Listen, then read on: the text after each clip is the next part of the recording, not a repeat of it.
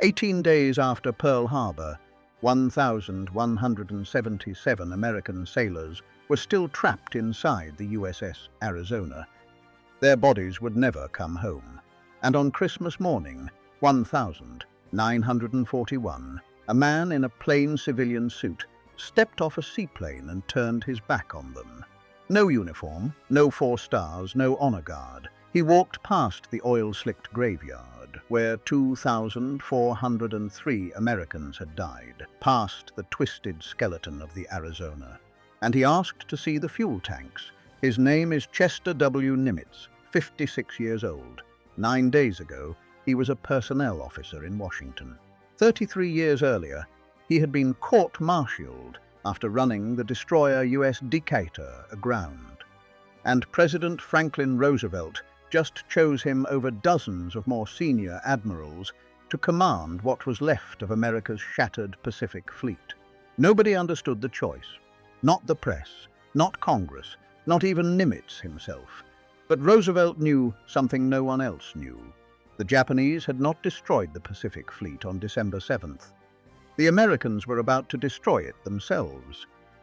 And this quiet man in the civilian suit was the only person alive who could stop it: the White House. December 16th, 1941.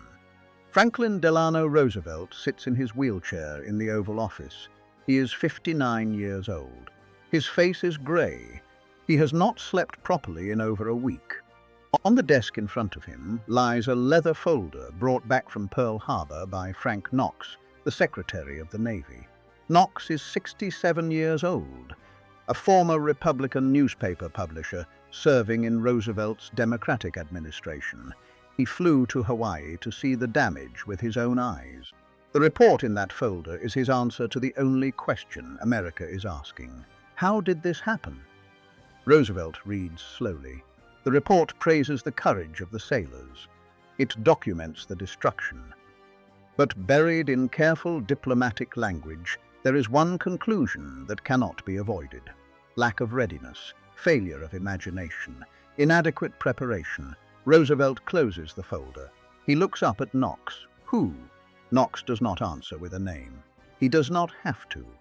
There is only one man in the United States Navy whose job was to prevent exactly what happened on December 7th. His name is Admiral Husband E. Kimmel, 59 years old, Commander-in-Chief of the United States Pacific Fleet, a 4-star admiral, 40 years of service. By December 17th, his career will be over, not fired, not court-martialed, something worse. He was relieved of command and later reverted to his permanent 2-star rank, his name attached forever to the greatest defeat in the history of the United States Navy. But Kimmel is not just one man. Kimmel is a message, and every admiral in the United States Navy is about to receive that message loud and clear: fail, and you are next. Roosevelt establishes the Roberts Commission on December 18th. Supreme Court Justice Owen Roberts leads the inquiry. It is not a trial, it is not a court-martial, but it has the full weight of a presidential investigation. Its proceedings are secret. Officers are summoned. Every memo they wrote in the past year is examined. Every decision they made is scrutinized under oath. The message spreads through the Navy like a virus. Watch what you write, watch what you say, watch what you decide. Because someday, a lawyer will read it aloud, and your career will end. By Christmas, every admiral and captain in the Pacific understands the new rules. The greatest danger is no longer the Japanese Navy. The greatest danger is a career-ending telegram from Washington. Taking a risk and failing is no longer a tactical loss. It is professional suicide. The safest thing to do is nothing. Nothing at all. And this paralysis is about to touch American Marines. Wake Island, a tiny coral atoll 2,300 miles west of Pearl Harbor. Approximately 500 United States Marines are holding it against everything the Empire of Japan can throw at them. They have already broken the first Japanese invasion attempt on December 11th, the first Japanese defeat of the war. But they are running out of food, ammunition, and time. A relief expedition is launched, Task Force 14, built around the aircraft carrier USS Saratoga, commanded by Rear Admiral Frank Jack Fletcher. His orders are simple: fight your way to Wake, bring those Marines home. But Fletcher does not command the operation. Above him sits Vice Admiral William S. Pye, who has just inherited temporary command of the entire Pacific Fleet after Kimmel was relieved. Pye is an admiral in an impossible position, a caretaker, a placeholder. Every decision he makes will be judged by the Roberts Commission. Every risk he takes could end his career the way Kimmel's ended. When intelligence arrives that Japanese carriers are closing on Wake, Pye faces a choice: send the Saratoga into battle or turn back. The operational calculus is grim. The political calculus is paralyzing. On December 22nd, Pye issues the order: Task Force 14 will withdraw. The relief of Wake Island is cancelled. The Saratoga turns around, and Wake Island is left to its fate.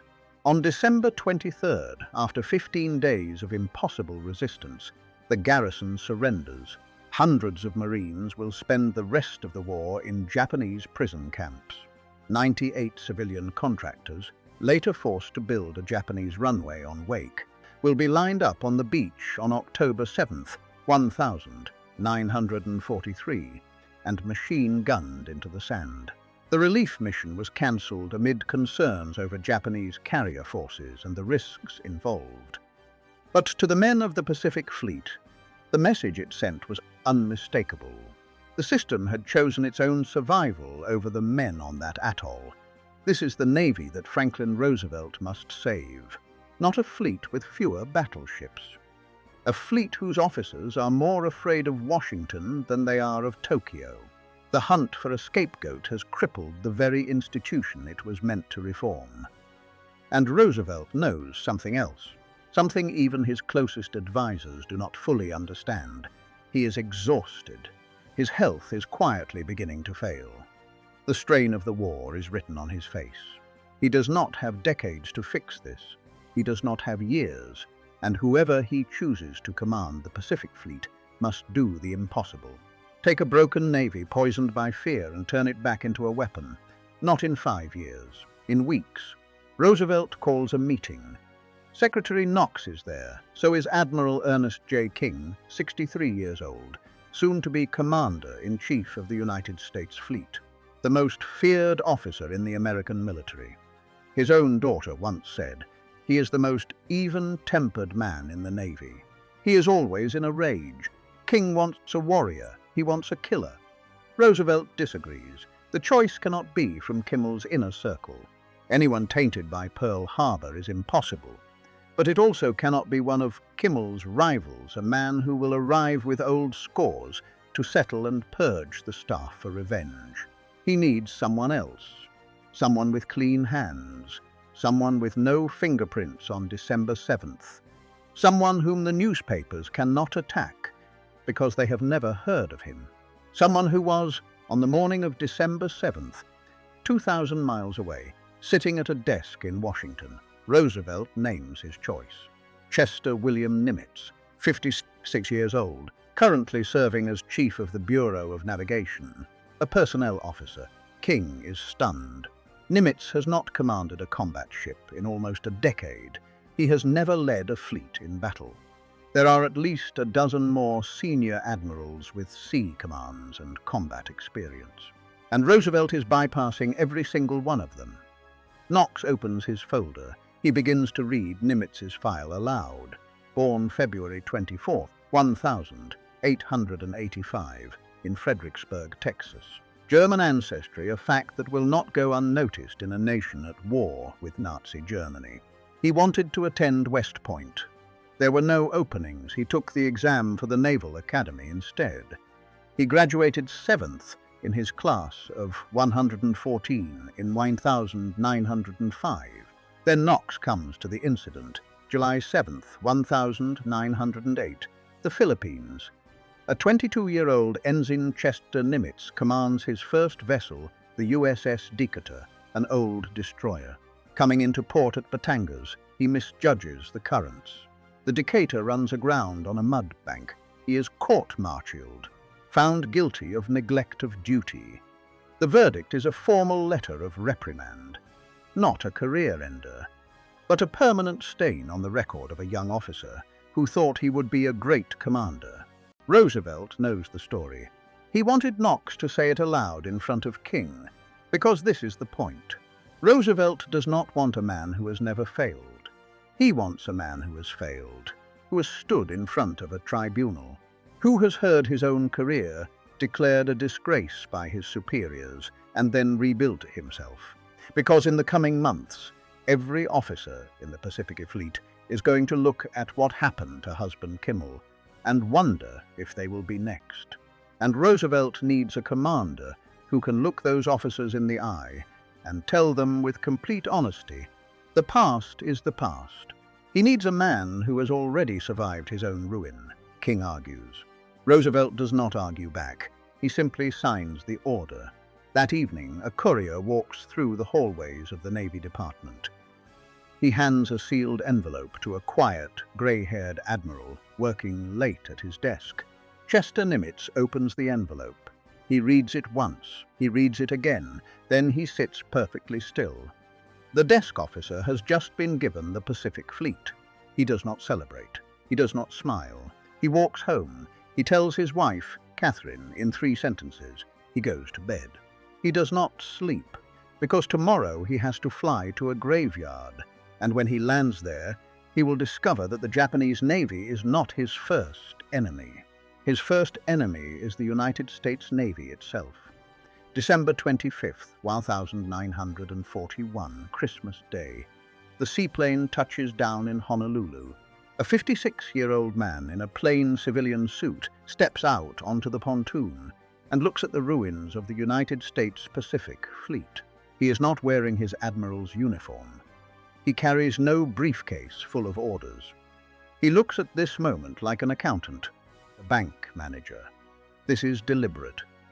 On the long flight from Washington, Nimitz made one decision that will define everything that follows. He will not arrive as a conqueror. He will not arrive as a savior. He will arrive as a man coming to do a job. Admiral William Pye meets him at the dock. Pye is a broken man. Everyone in Pearl Harbor knows about the decision he made concerning the Marines at Wake Island. Pye offers to drive Nimitz to Aia Heights, the overlook where every visiting official has come to stand and stare down at Battleship Row. Nimitz gets into the car. He sees the oil still bleeding to the surface. He sees the capsized hull of the USS Oklahoma. He sees smoke still rising from wreckage that has been burning for 18 days. He does not react. Pye begins the tour speech he has given a dozen times. Nimitz interrupts him. I would like to see the submarine base and the repair facilities and the fuel depots. There is a long silence in the car. For 18 days, every important man who has come to Pearl Harbor has wanted to see the destruction. Kimmel took his tour of the ruins. Every senator did. Frank Knox himself did. Chester Nimitz does not want to see the destruction. He wants to see what is still working.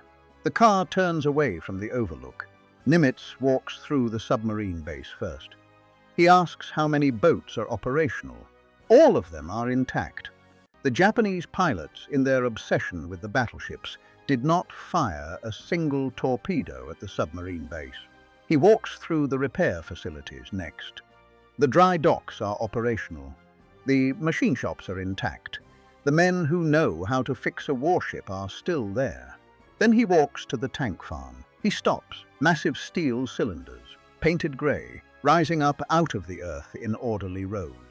Above ground, completely exposed, utterly undefended, roughly 4.5 million barrels of ship fuel, untouched. If those tanks had been destroyed on December 7th, if a single wave of Japanese pilots had chosen to strafe them instead of finishing off the wounded battleships, the entire American Pacific Fleet would have been forced to retreat all the way back to San Diego.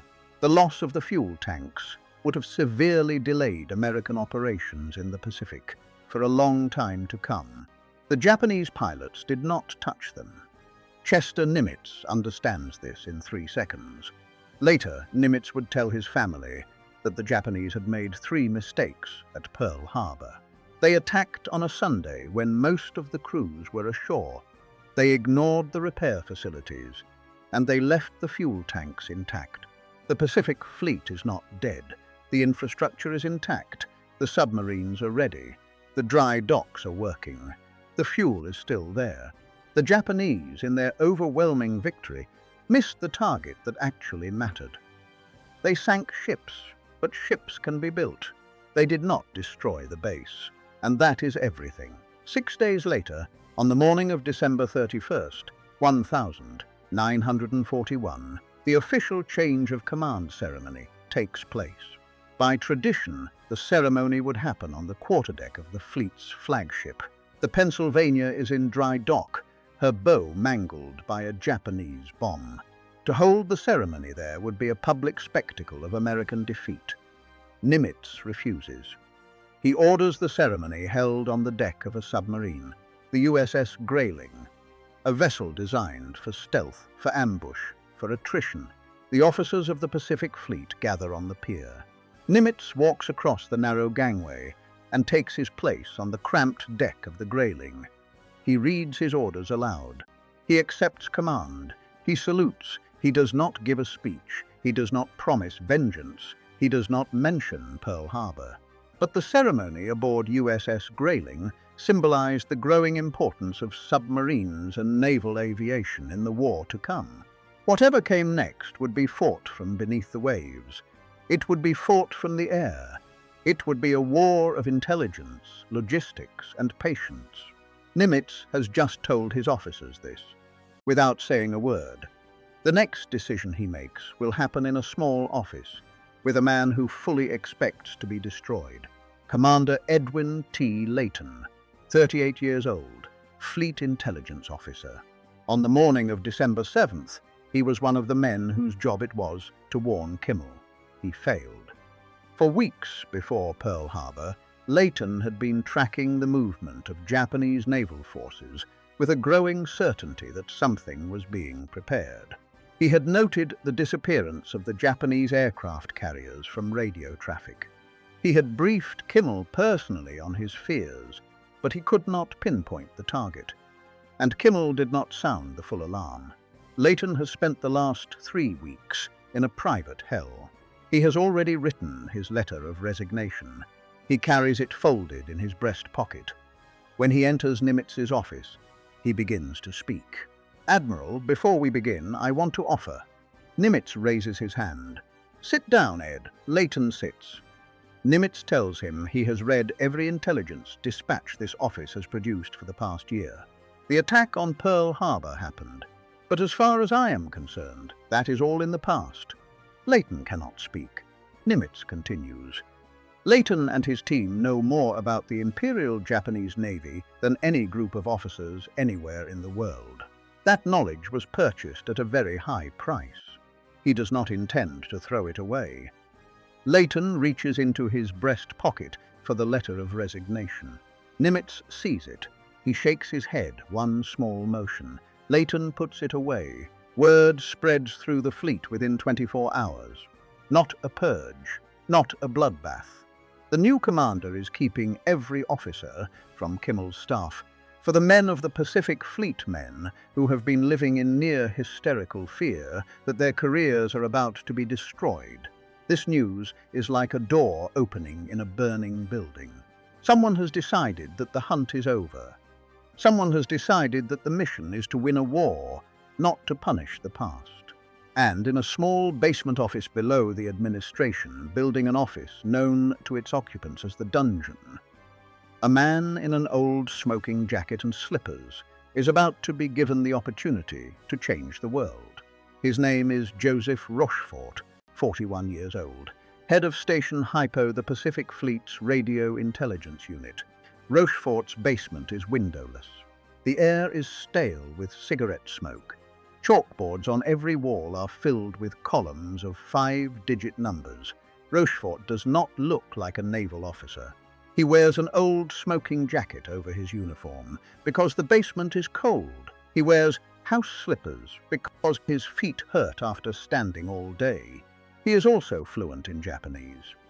He lived in Tokyo for 3 years, starting in 1929 as a language officer. He has spent the last months leading a team of misfits, mathematicians, linguists, and musicians from the band of the sunken USS California, chosen because musicians have a gift for recognizing patterns. They are trying to break the operational code of the Imperial Japanese Navy, a super-encrypted system known as JN-25. Nimitz walks down the concrete stairs into the dungeon in his second week of command. He does not send an aide, he simply appears. Rochefort looks up from his desk. He begins to apologize for his appearance. Nimitz waves it off. "Show me what you're doing." Rochefort shows him. For hours, Nimitz sits in that basement and listens. He does not take notes, he does not interrupt. He watches Rochefort's men work. Rochefort explains that the Japanese code is a code book plus an additive system on top of it. They have already recovered fragments. They are guessing at meanings. They are slowly building a dictionary of the enemy's intentions. Nimitz listens. When he finally stands to leave, he turns to Rochefort at the doorway. He tells him, "Whatever you need, you will get." Then he climbs back up the stairs. Because in a navy where mavericks are usually crushed, Chester Nimitz has just placed a major share of the future of the Pacific War in the hands of a codebreaker who works in a bathrobe. 4,000 miles to the west, another man is planning his masterpiece. Admiral Isoroku Yamamoto, 58 years old, Commander-in-Chief of the combined fleet of the Imperial Japanese Navy, the architect of Pearl Harbor. His forces have swept across the Pacific. The Philippines have fallen. Malaya has fallen. Singapore has fallen. The British battleships HMS Prince of Wales and HMS Repulse are at the bottom of the sea, sunk by his aircraft off the coast of Malaya. But Yamamoto is not celebrating. He studied in the United States as a young officer, including at Harvard from 1919 to 1921. He knows American factories. He knows American oil production. He knows that once the industrial giant of the United States fully wakes up, no amount of tactical brilliance will save Japan. His strategy has never been to conquer America. His strategy has been to inflict such shocking defeats that the American public will lose the will to fight. Sue for peace, let Japan keep her empire. Pearl Harbor was only the first move. Then, on April 18th, 1942, something happens that Yamamoto did not predict. 16 American B-25 bombers, launched from the deck of the aircraft carrier USS Hornet, appear over Tokyo in the middle of the day. They drop their bombs on factories, oil tanks, and military targets. The physical damage is minimal. The psychological damage is catastrophic. The Emperor's sacred homeland has been attacked. Yamamoto is humiliated. He must destroy the American aircraft carriers. Immediately, he designs a trap. The bait will be a tiny American outpost in the middle of the Pacific, an atoll named Midway. Yamamoto knows that if Japan attacks Midway, the American carriers will have to respond. And when they arrive, they will find themselves surrounded by the greatest naval force ever assembled in the Pacific. Over 150 ships, every capital ship in the Japanese Navy that can float, converging on Midway from 4 different directions. The date is set for the first week of June, 1942. The plan depends on 2 absolute certainties. First, the element of surprise is total, because JN-25 is unbreakable. Second, the American fleet is still so battered, so demoralized, so cautiously led, that it will react exactly the way Yamamoto predicts. On both counts, he is about to be catastrophically wrong. Back in the dungeon, the trickle of intercepted messages has become a flood. In early May, Rochefort's team notices something strange. The volume of Japanese naval radio traffic has exploded. Ship call signs are being marshaled. Carrier movements are being coordinated. key phrases emerge from the cryptographic noise. The date is identified, the forces are identified. But one crucial piece is missing: the target. The decrypted messages refer to the objective only by two letters, AF. Rochefort is certain that AF means Midway. He knows it in his gut. But it is a guess. And Chester Nimitz cannot commit every carrier the United States has left in the Pacific to a guess. Rochefort proposes something audacious. The base at Midway has a secure undersea cable running back to Pearl Harbor. The Japanese cannot tap it. If Midway sends a fake radio message in plain English, a piece of false information, and if the Japanese repeat that false information in their own encrypted radio traffic, then the fake message will have proved the target. Rochefort chooses a lie about water. In mid-May 1942, using the secure cable, Nimitz orders Midway to broadcast a plain-language radio message stating that the island's water distillation plant has broken down. The team at Station Hyper waits. Within 48 hours they get it. A Japanese intelligence message, encrypted in JN-25, is intercepted and decrypted by Hypo. The message states the AF is short of fresh water. Rochefort walks up the concrete stairs. He walks into Chester Nimitz's office. He places the decrypted message on Nimitz's desk. Nimitz reads it once. He looks up. There is no smile. There is no celebration. There is only the smallest possible tightening of the jaw. Because Nimitz now knows something no other American commander knows. He knows when Yamamoto is coming. He knows where. He knows approximately how many carriers Yamamoto is bringing. But this knowledge is about to become the most dangerous thing that has ever happened to his career. Because 5,000 miles away in Washington, another group of codebreakers has looked at the same intercepts and reached a completely different conclusion. Washington, D.C., late May 1942, OP-20G, the Navy's Central Cryptographic Unit. Men in pressed uniforms sitting at neat desks. The establishment. They are the men who write memoranda and brief admirals. They have looked at the same intercepted Japanese messages that Joseph Rochefort has been reading in Hawaii. They have reached a completely different conclusion. Some analysts believe the main Japanese target may be somewhere other than Midway, possibly the Aleutian Islands, possibly points further south. They believe Midway may be a diversion. They believe Chester Nimitz has been fooled. They take their case to Admiral Ernest J. King. King is a man who trusts systems, not mavericks, not code breakers working in basements in Hawaii. Messages travel across 5,000 miles of ocean from Washington to Pearl Harbor. You are misreading the intelligence. You are exposing Alaska to attack. You are exposing the West Coast to attack. Chester Nimitz reads them. He does not respond by radio. He does not defend himself in writing. He simply files them. But he understands what they are. They are the beginning of a paper trail. Every message from Washington is being carefully preserved by the officers who sent it. If Midway turns out to be a diversion, those memoranda will become evidence at a hearing. Chester Nimitz will be called to explain why he ignored the professional judgment of the Navy's Central Intelligence Bureau. He will be called to explain why he trusted a code breaker in a basement. The ghost of husband Kimmel walks the halls of Pearl Harbor every night.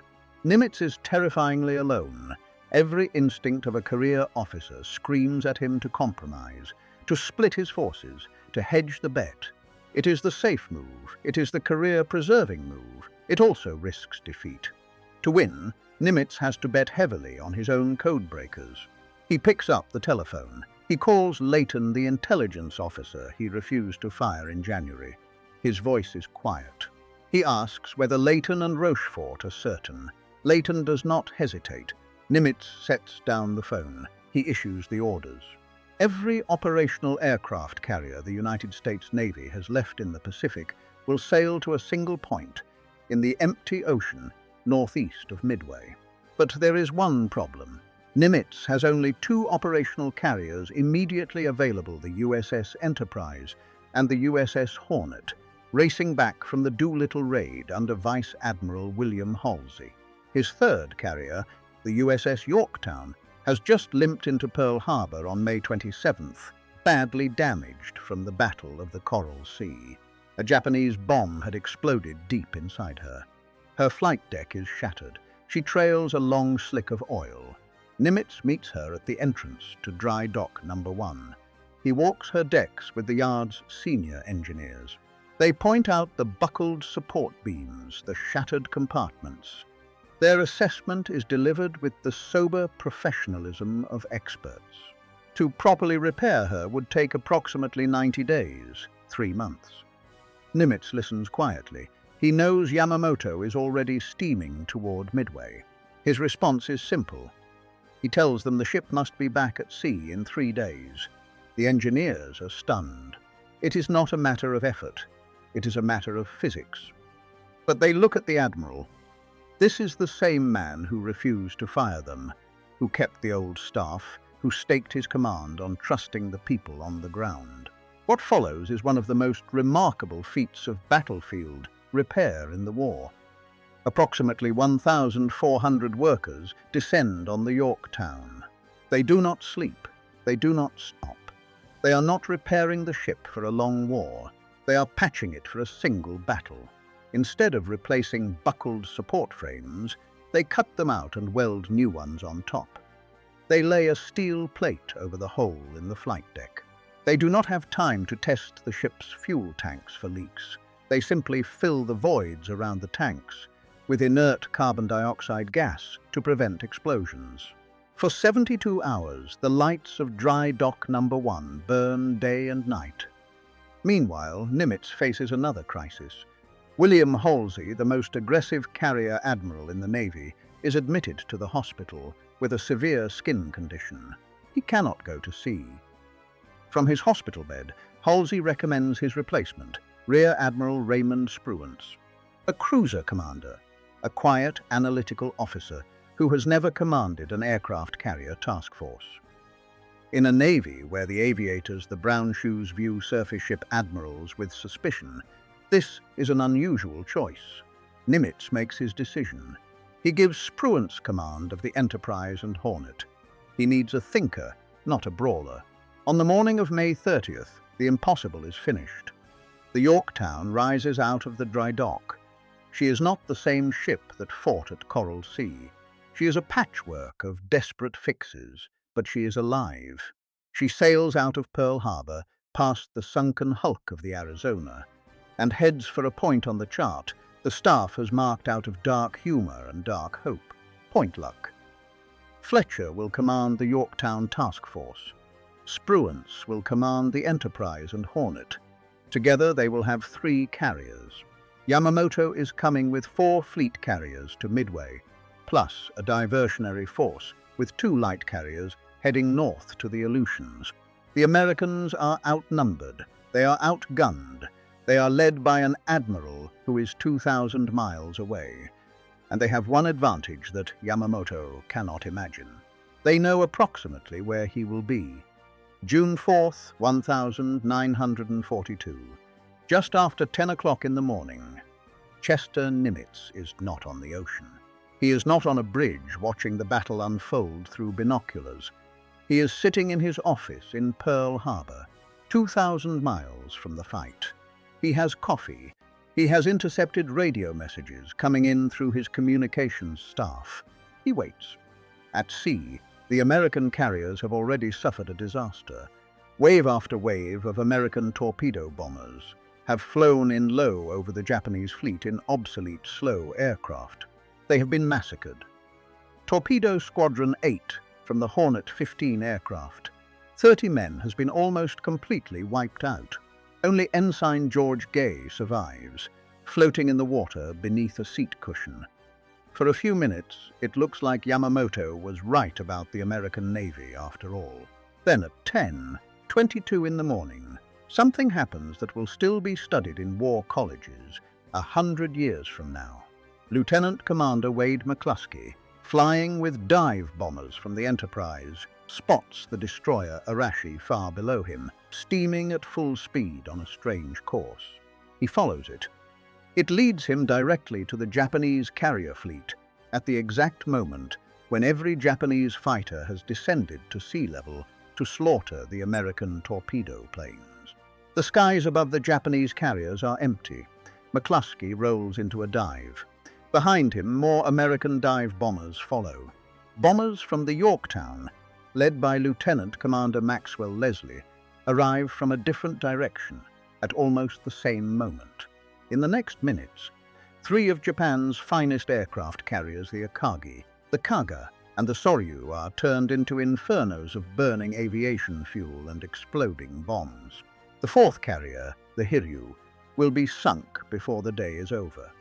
The Imperial Japanese Navy loses more experienced pilots and mechanics in that afternoon than it can replace in the entire remaining course of the war. The Battle of Midway is over. The strategic momentum of the Pacific War has just in one afternoon permanently shifted. Japan will never again launch a successful major offensive in the Pacific. After Midway, the strategic initiative increasingly shifted toward the United States, and Chester Nimitz is not there.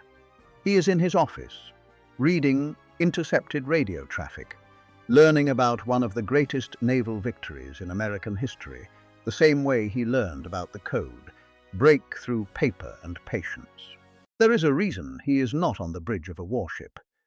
American success at Midway was made possible by months of intelligence, planning, and operational decisions.